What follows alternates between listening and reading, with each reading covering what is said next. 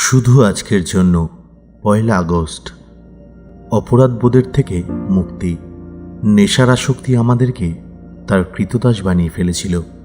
আমরা নিজেদের চিন্তাভাবনার মধ্যে বন্দী হয়ে গিয়েছিলাম এবং নিজেদের অপরাধবোধের জন্য সাজা পাচ্ছিলাম।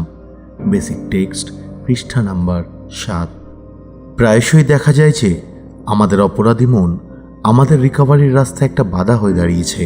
অপরাধবোধের একটা খুব বাজে রূপ হলো যখন আমরা নিজেদের ক্ষমা করতে চেষ্টা করি কিন্তু ব্যর্থ হই, আর তার ফলে নিজের প্রতি একটা ঘৃণা তৈরি হয়। আমরা যে নিজেদের ক্ষমা করতে পেরেছি এই অনুভূতিটা আমরা কি করে লাভ করব?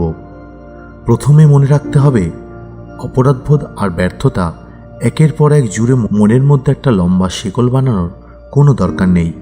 এই কথাটাই আমরা আবার শুনতে পাবো যদি আমরা সততার সাথে নিজের স্পন্সর এবং অন্য মেম্বারদের সাথে আলোচনা করি। এই আলোচনার লাভ হলো জীবনের বিভিন্ন কাণ্ডকারখানায় আমাদের নিজেদের ভূমিকা কী ছিল সেটা আমরা ঠান্ডা মাথায় বুঝে নিতে পারি। কখনো কখনো আমরা এটা বুঝতে পারি যে আমরা বড্ড বেশি কিছু প্রত্যাশা করতাম। আমরা শুধু সমস্যা নিয়ে পড়ে না থেকে সমাধানের পথ খুঁজ আগ্রহী হই।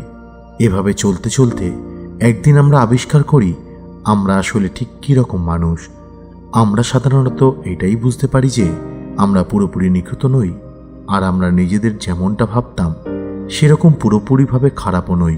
নিজের জীবনটা সুন্দর বা কুৎসিত কোনো বিভ্রান্তিতেই আমাদের থাকার দরকার নেই।